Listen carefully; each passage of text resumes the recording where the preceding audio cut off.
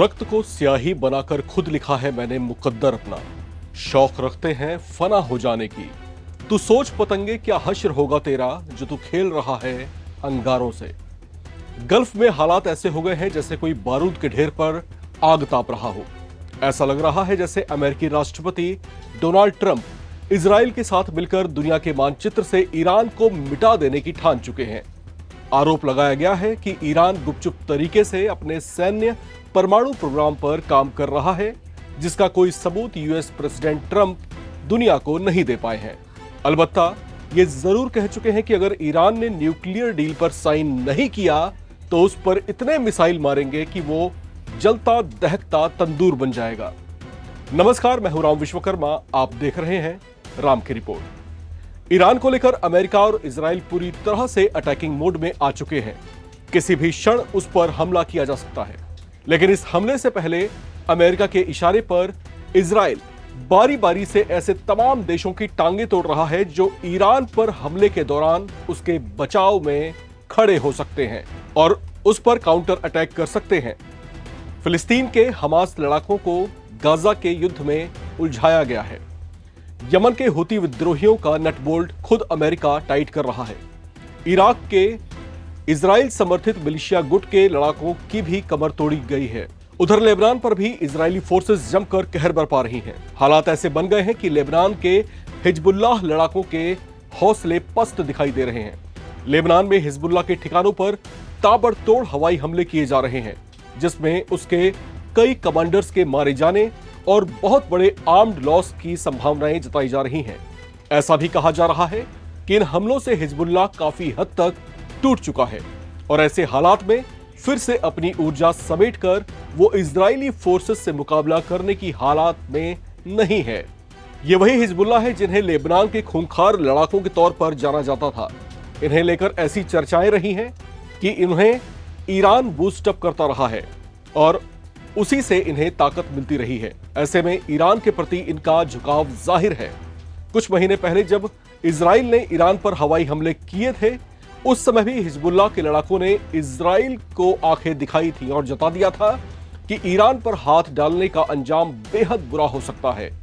उसी समय से हिजबुल्लाह इजराइल के साथ साथ उसके मित्र देश अमेरिका की नजरों में भी खटकने लगा है। दुनिया भर के बुद्धिजीवियों का मानना है कि ईरान पर हाथ डालने से पहले अमेरिका ने बंद कमरे के पीछे से रणनीतिक चाल चली है और इजराइल के सहारे बारी बारी से ईरान के साथियों से निपटना शुरू कर दिया। लेबनान के हिजबुल्लाह का भी वही हश्र हुआ। ऐसा लग रहा है जैसे हिजबुल्लाह घुटने टेक रहा है और हथियार डालने को भी तैयार हो सकता है। अगर ऐसा होता है तो यह ईरान के लिए एक बहुत बड़ा झटका साबित हो सकता है।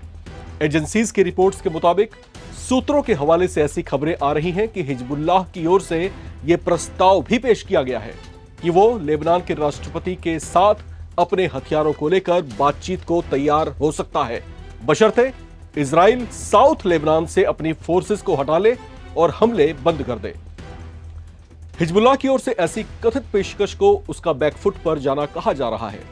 अब जरा गल्फ में इन सिलसिलेवार हमलों को ध्यान से समझिए। हमास, हुती, मिलिशिया और हिजबुल्लाह ये सभी ईरान समर्थित लड़ाकों का समूह है जो गल्फ के अलग अलग देशों में सक्रिय हैं। इन सभी को बारी बारी से चुन चुनकर कूटा गया है। उन पर इतने हमले और बम बरसाए गए हैं कि वे अब पहले की तरह बेहद खतरनाक नहीं रहे। इनके कमजोर होने से ईरान पर बड़ा खतरा मंडरा चुका है और ऐसा कहा जाने लगा है कि अब ईरान पर हमला करने के लिए मैदान साफ है। लिहाजा अमेरिका और इजराइल एक साथ मिलकर ईरान पर दबाव बढ़ा रहे हैं ताकि वो किसी भी तरह से न्यूक्लियर डील पर साइन करने को तैयार हो जाए, जो कि ईरान नहीं हो रहा।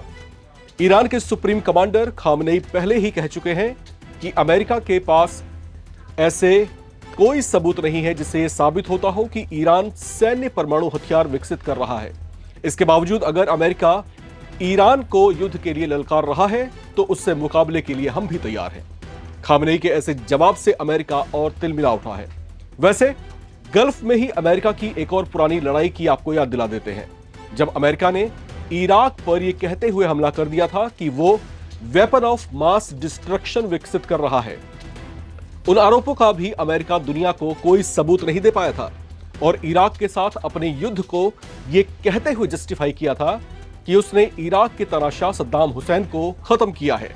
दुनिया के सामने ऐसा प्रोजेक्ट कर उसने खुद अपनी पीठ थपथपाई थी, जबकि किसी देश में शासन कैसे चलता है यह उसका आंतरिक मसला होता है। बहरहाल ईरान को युद्ध की धमकी देने वाला अमेरिका फिर से वही कर रहा है और बिना सबूतों के ईरान पर परमाणु हथियार विकसित करने का आरोप मढ़े जा रहा है। हालांकि चर्चाएं यह भी हैं कि अमेरिका ये सब गल्फ रीजन में अपना प्रभाव बढ़ाने के लिए ही कर रहा है। अब यहां पर आप एक खेल समझिए कि असल में हो क्या रहा है। दरअसल गल्फ के अधिकतर देश प्रो अमेरिकन हैं, यानी उन पर अमेरिका का प्रभाव रहता है।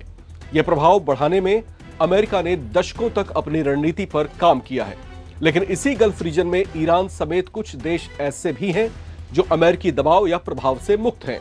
उनका झुकाव और रुझान अमेरिका के बदले दुनिया की दूसरी महाशक्ति रूस की ओर ज्यादा है। ईरान भी गल्फ के उन्हीं कुछ देशों में से एक है। ऐसे में ईरान ने जब अपनी सैन्य क्षमताओं में बढ़ोतरी के लिए खुद को परमाणु शक्ति संपन्न बनाने की कोशिशें शुरू की तो ये बात अमेरिका को हजम नहीं हुई और इस तरह से वो उसके निशाने पर आ गया। बहरहाल अब जो हालात इस समय दिखाई दे रहे हैं वो बिल्कुल इस तरह के हैं कि किसी भी समय अमेरिका या फिर अमेरिका के इशारे पर इजराइल ईरान पर बड़ा हमला कर सकता है। अगर ये हमला होता है तो आप मान करके चलिए कि ये ऐसा ट्रिगर दबाना हो सकता है जो इस युद्ध को एक विनाशकारी स्वरूप प्रदान कर दे, क्योंकि तत्काल जो घटनाक्रम है पिछले कुछ दिनों के, उससे ये कहीं ना कहीं संकेत मिलने शुरू हुए हैं कि चीन और रशिया वो दोनों जिस तरीके से जो है ईरान के अब साथ में खड़े हुए हैं और जिस तरीके से कुछ दिन पहले ही पुतिन ने यह बयान दिया था कि अगर इजराइल ईरान को निशाना बनाता है तो उसको रूस के कोप का सामना करना पड़ सकता है। हालांकि बयान था, लेकिन बयानों का संदर्भ कितना गहरा था आप इस बात से समझ सकते हैं। दूसरी तरफ चीन भी है जिसके साथ में अमेरिका का इस समय टैरिफ वॉर चल रहा है और दोनों के बीच में संबंध इस समय किस हाशिए पर पहुंचे हुए हैं वो भी आप समझ सकते हैं। तो ईरान के मार्फत क्या चीन भी अपनी खुन्नस निकालना चाहेगा और अमेरिका को सबक सिखाना चाहेगा? तो ईरान को सिर्फ ईरान मत समझिए और ईरान में होने वाले संभावित युद्ध को महज युद्ध मत समझिए। इसके पीछे की जो इबारत गढ़ी जा रही है, जो बातें तराशी जा रही हैं, वो कहीं विकराल और भयावह रूप ले सकती हैं। अगर ऐसा कुछ होता है तो सवाल ये भी गूंज रहे हैं दुनिया में कि क्या ये तृतीय विश्व युद्ध का शुरुआती कारण या वजह बन सकता है। तो इस तरह की चर्चाएं भी इस समय दुनिया में गूंज रही हैं। बहरहाल इस समय ईरान दहक रहा है, धधक रहा है, उस पर खतरा मंडरा रहा है। क्या अमेरिका उस पर हमला करेगा या फिर इजराइल को प्रोवोक करेगा कि वो उस पर अटैक करे, और इसकी परिणति क्या होगी और किस तरह के खतरे हो सकते हैं, ये तमाम सवाल हैं जो दुनिया में इस समय गूंज रहे हैं। बहरहाल आज की रिपोर्ट में इतना ही। बाकी तमाम अपडेट्स के लिए आप कहीं जाइए मत, लगातार बने रहें और देखते रहें एनबीटी ऑनलाइन। नमस्कार।